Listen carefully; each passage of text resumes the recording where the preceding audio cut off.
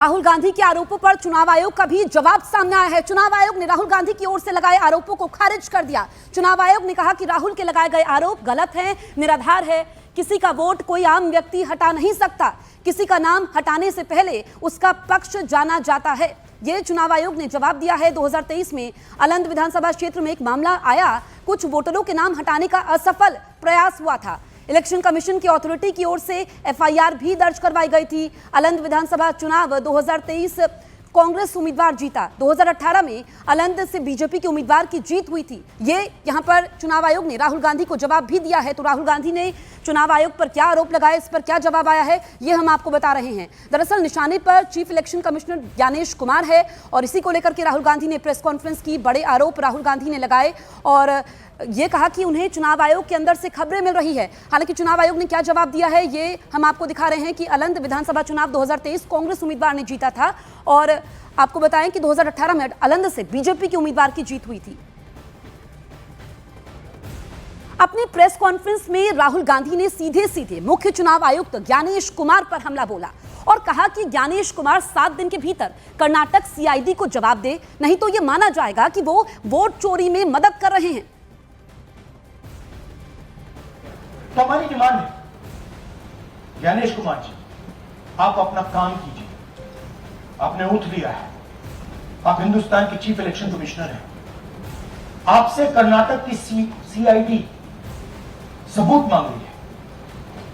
आप कर्नाटक की सीआईडी को यह सबूत 1 सप्ताह के अंदर दे दीजिए, नहीं तो पूरा हिंदुस्तान के सारे युवा इस बात को एक्सेप्ट करेंगे कि आप हिंदुस्तान के कॉन्स्टिट्यूशन, हिंदुस्तान के संविधान की हत्या में शामिल हो, हिंदुस्तान के संविधान की रक्षा नहीं कर रहे हो और वोट चोरों की आप मदद कर रहे हो। पूरे मामले पर महाराष्ट्र के मंत्री योगेश कदम ने कहा कि राहुल गांधी का यह कोई हाइड्रोजन बम नहीं बल्कि सुतली बम था। चुनाव हारने के बाद वो बौखला गए हैं, वो हार हजम नहीं कर पा रहे हैं।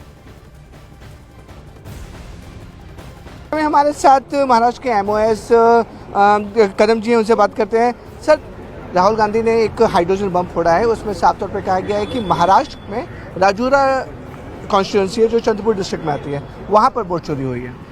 हमारे महाराष्ट्र में एक सुतली बम बोलते हैं, तो दिवाली में हम फोड़ते हैं। दिखता बड़ा लेकिन आवाज़ इतना छोटा आता है। मेरे ख्याल से उनका ये हाइड्रोजन बम नहीं, वो सुतली बम है।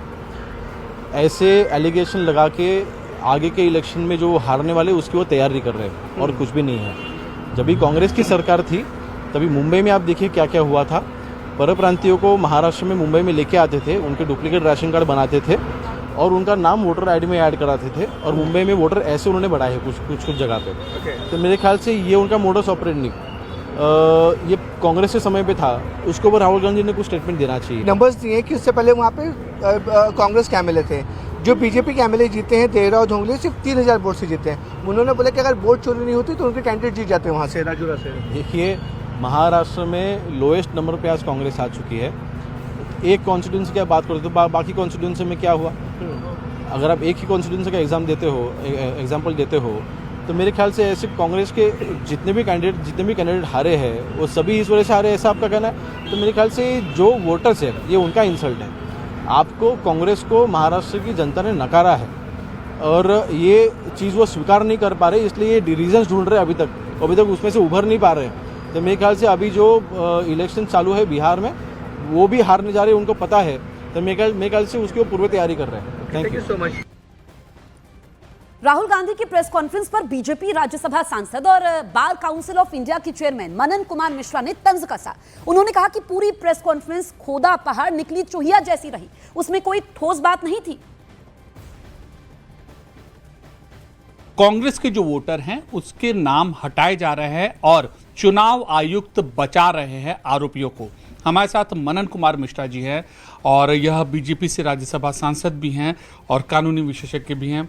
ये बताइए, राहुल जी की इस पीसी को जाहिर सी बात है बीजेपी के कैसे देखते हैं?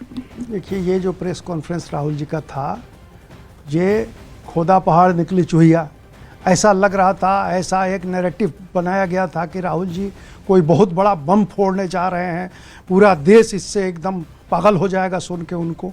लेकिन आज का जो प्रेस कॉन्फ्रेंस था, कर्नाटक के एक पर्टिकुलर विधानसभा आनंद को उन्होंने लिया और उसमें से 2-3 लोगों को खड़ा किया, उनसे कहलवाया कि हमारे मोबाइल से, किसी ने कहा कि 12 लोगों के नाम डिलीट किए, किसी ने कहा कि 14 लोगों के नाम डिलीट किए गए।